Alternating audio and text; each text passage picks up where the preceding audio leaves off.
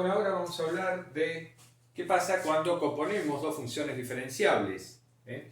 Y vamos a ver la versión de la regla de la cadena para análisis 2.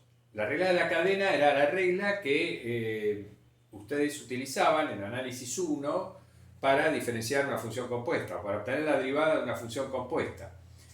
Bueno, ¿qué es lo que se vio en análisis 1? Si tenemos dos funciones derivables f y g, y supongamos que está definida la composición de esas dos funciones derivables, f tiene como dominio un intervalo abierto y de la recta real, g está definida en un intervalo j abierto de la recta real, y la imagen de f se mete adentro del dominio de g, en ese caso entonces está definida esta composición. Bueno, si tanto f como g son funciones derivables, entonces la composición de esas dos funciones, esta composición que está definida, también resulta derivable. La función h, que es g compuesta con f, resulta derivable. Y la derivada de h en todo punto x de su dominio resulta ser igual a este producto. El producto de la derivada de g en f de x por la derivada de f en x. Esta es la fórmula para derivar funciones compuestas que ustedes vieron en análisis 1. Utilizando el lenguaje de variables dependientes e independientes para hablar de funciones, la regla de la cadena, esta regla de la cadena, se expresa del siguiente modo. Bueno, esto que viene a continuación es, digamos, la expresión clásica de la regla de la cadena, ¿no? Cuando uno describe las funciones en términos de variable. ¿Qué estamos diciendo acá? Suponemos que tenemos una variable y, que es una cierta función de una variable x, una función derivable o diferenciable de la variable x, y tenemos una variable z que es una cierta función derivable de esta variable y. Entonces, en esas circunstancias está claro que la función z va a terminar siendo función de x, ¿no? Porque z es función de y, pero y es función de x. Entonces, la variable z es función de x, es una cierta función de x. Esa función es la composición de g con f, es lo que estamos diciendo acá arriba. Entonces, esta regla de la cadena, esta fórmula, utilizando estas expresiones en términos de variables, adopta esta forma. Porque fíjense, lo que tenemos acá en este miembro es la derivada de h respecto de x. Es decir, estamos derivando la variable z respecto de x. Eso es lo que estamos haciendo acá. Es decir, tenemos esto. Y después, en el segundo miembro, este primer factor es la derivada de g en f de x. Es decir, es la derivada de z respecto de y, porque y es f de x es igual a y. Entonces la derivada de g en f de x es la derivada de z respecto de y. Y lo que tenemos acá es la derivada de y respecto de x, por supuesto. Entonces, esta misma regla de la cadena, en términos de variables, se expresa de esta forma. Esta es una expresión muy sugerente, porque claro, uno dice, mira esto, y dice, entonces los diferenciales son como números, porque acá, digamos, parece que estoy multiplicando dos fracciones, y entonces claro, este numerador se cancela con este denominador y me queda esto. Pero ciertamente no es así. Formalmente, la regla de la cadena implica que uno opera con estos cocientes de diferenciales casi como si fueran fracciones, y de hecho, digamos, eso se usa mucho.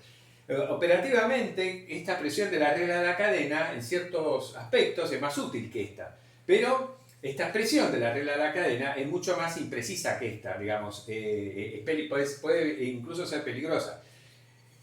Acá, por ejemplo, si lo escribimos así nomás, no está del todo claro si uno mira esto, sin mirar todo este preámbulo, si solamente miramos esta ecuación, por ahí no está claro dónde está realmente evaluada esta derivada, ¿no?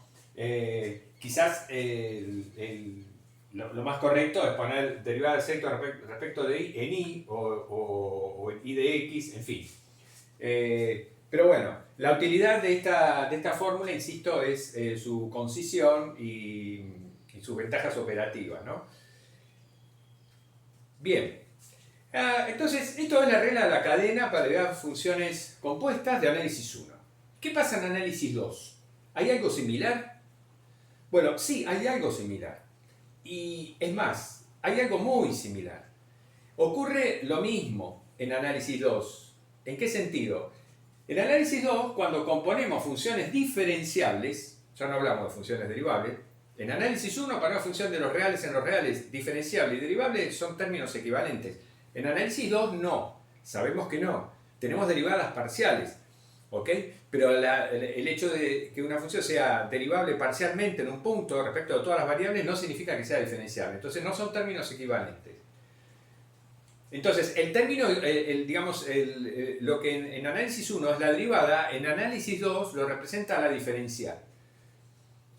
¿Qué dice la regla de la cadena de análisis 2? Bueno, que si yo tengo dos funciones diferenciables y las compongo, en caso de que pueda hacerlo, bueno, la función compuesta también es diferenciable.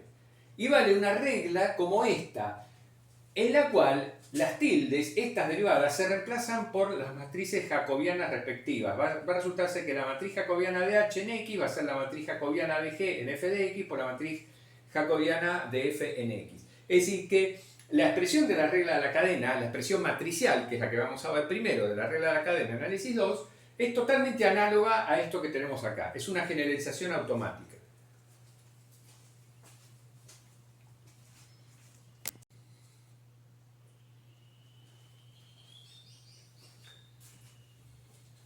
Bueno, ¿y cómo se expresa la regla de la cadena para una función de análisis 2? Bueno, tenemos el siguiente teorema. En este teorema enunciamos formalmente la regla de la cadena de manera local, digamos, para un punto. Suponemos que f es diferenciable en un punto y que g es diferenciable en la imagen por f de ese punto. Entonces, la composición de g con f va a ser diferenciable en el punto donde f es diferenciable, ¿no? Como dice acá. Tenemos f y g, dos funciones con dominios abiertos. F va de Rn a Rp y g va de Rp a Rn. Y se cumple esta condición. La imagen de f está dentro del dominio de g. Con lo cual está definida esta composición. La función h, g cerito f, g compuesta con f, va a estar definida, va a tener dominio d, el dominio de f y conjunto de llegada Rm por supuesto. Entonces la composición va de Rn a Rn. Bueno, ¿qué pasa? El teorema dice que si f es diferenciable en cierto punto A de su dominio y si g es diferenciable en la imagen por f de ese punto A, el cual pertenece al dominio de g, porque se cumple esta condición, entonces la función compuesta h resulta diferenciable en el punto A y se verifica esta fórmula. Entonces, esta fórmula, como decíamos antes, comentando la pizarra anterior, es totalmente análoga a la regla de la cadena de análisis 1. Lo único que las derivadas son reemplazadas por las matrices jacobianas. Entonces, ¿qué dice esta fórmula? Dice que la matriz jacobiana de G compuesta con F en el punto A resulta ser igual al producto de la matriz jacobiana de G en el punto F de A por la matriz jacobiana de F en el punto A. Esta matriz jacobiana es igual al producto, acá está un producto de estas dos matrices. Esta es entonces la expresión matricial de la regla de la cadena, podemos expresarla de esa forma, ¿no? O darle esa denominación, porque es un producto de matrices. Esta entonces la vamos a llamar la expresión matricial de la regla de la cadena, para funciones de análisis 2. Fíjense que el tamaño de las matrices es totalmente coherente con la fórmula que tenemos acá. H es una función que va de Rn a Rm, por lo tanto su matriz jacobiana tiene tamaño m por n. M por n. G es una función que va de Rp a Rm, por lo tanto su matriz jacobiana tiene tamaño m por p. Y F es una función que va de Rn a Rp, por lo tanto su matriz jacobiana tiene tamaño p por n. Entonces, en virtud de estos tamaños, digamos, de estas dimensiones que vemos acá, este producto está perfectamente bien definido y el producto de esta matriz m por p por esta matriz que es p por n me tiene que dar una matriz m por n, que es precisamente esta matriz. Siempre que aparece una fórmula en donde uno está multiplicando matrices, se tiene que tener cuidado de que las dimensiones, los tamaños de las matrices permitan que esos productos estén definidos. Bueno, en este caso sí, no hay ningún problema con eso. Bueno, por supuesto que nosotros estamos acá especializando el teorema sobre derivación de funciones, diferenciación, perdón, de funciones compuestas en un punto. Pero si resulta que tanto f como g son diferenciables en todo su dominio, entonces ya no hablamos de un punto A, simplemente decimos que si f y g son funciones diferenciables que cumplen esta condición, entonces la función compuesta de g con f también es una función diferenciable y va a valer esta fórmula, pero ahora en lugar de poner a ponemos, bueno, x flechita, ¿no? Esto va a ser válido para todo x en el dominio D, que es el dominio de la función h, ¿no? Sería, la fórmula valdría entonces para todo punto del dominio D.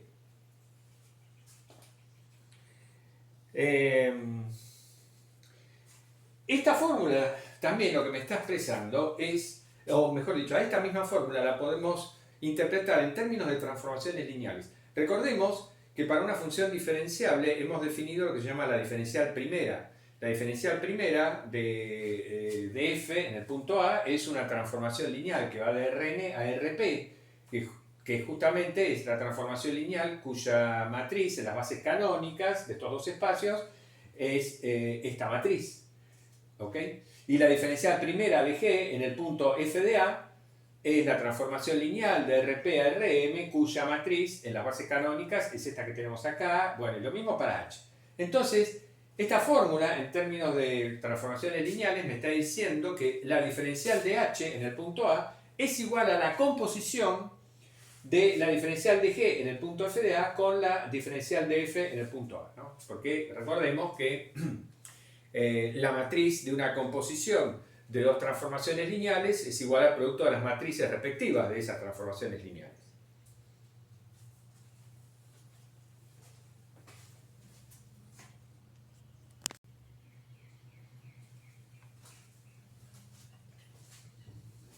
Bueno, la demostración del teorema anterior, del teorema sobre la regla de la cadena para la diferenciación de funciones compuestas, esa demostración la vamos a hacer en un próximo video optativo, va a ser optativo.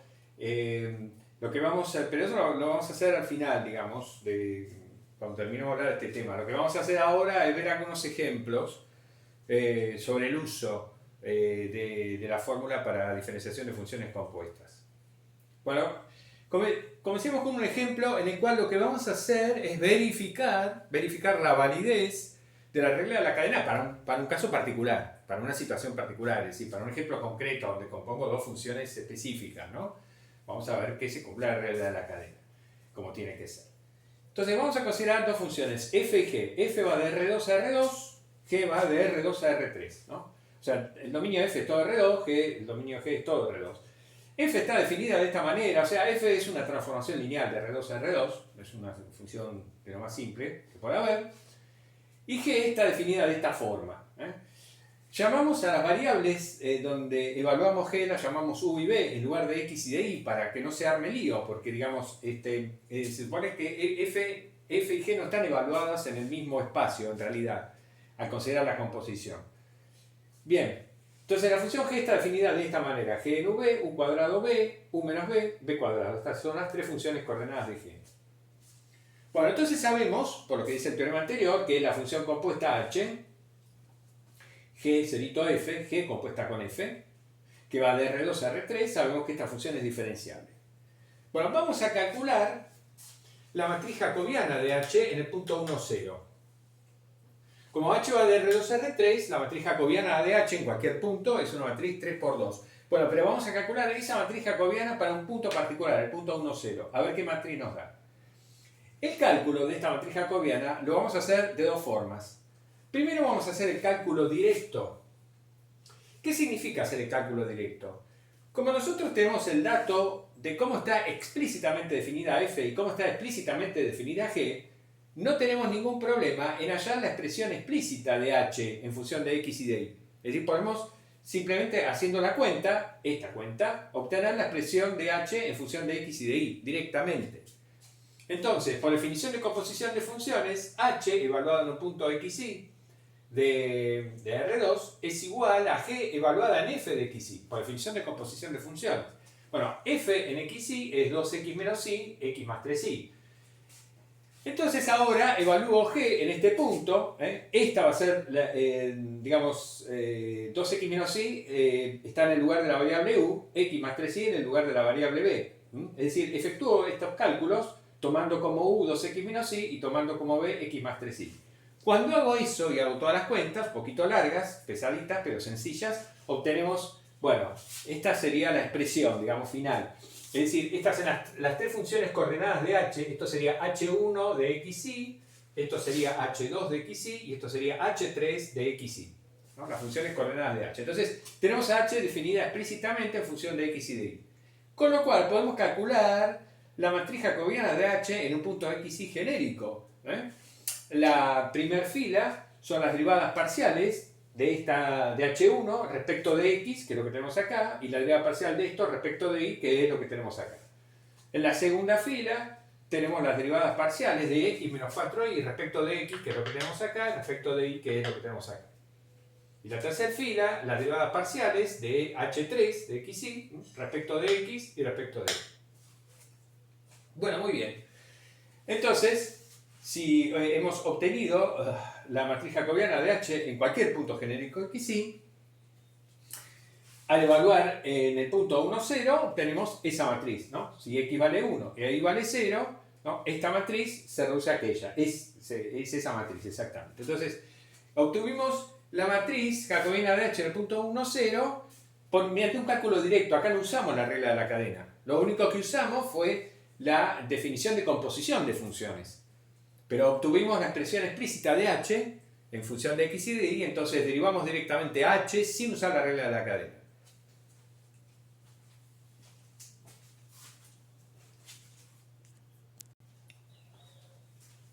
Bueno, y ahora calculamos la matriz jacobiana de h en el punto 1, 0.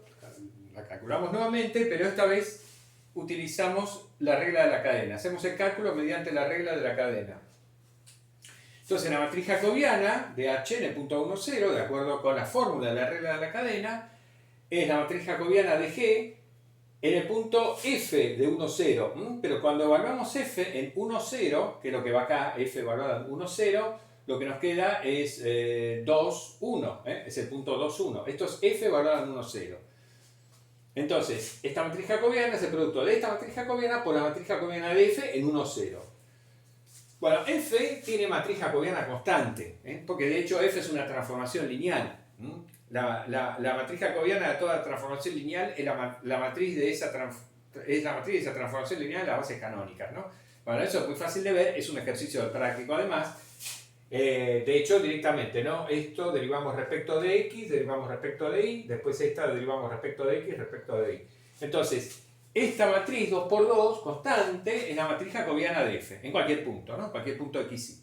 Entonces, la matriz jacobiana de h en el punto 1, 0 va a ser el producto de esta matriz jacobiana, de g en el punto 2, 1, por esa matriz constante.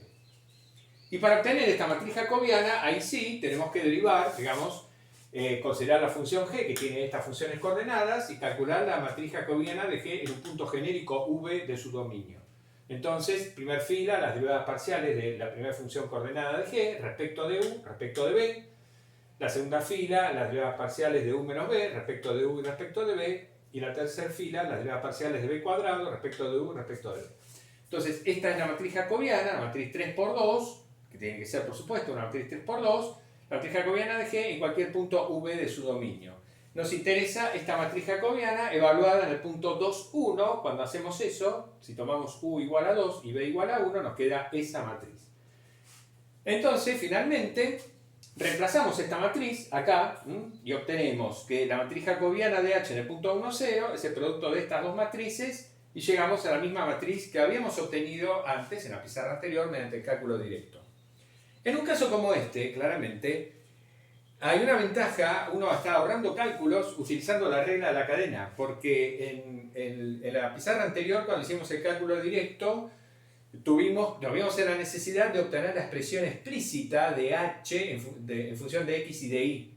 Fíjense, acá no hemos hecho los cálculos para obtener la expresión explícita de h en función de x y de y. No aparece en ningún lado, es decir, no lo tenemos acá. Ese dato no lo usamos.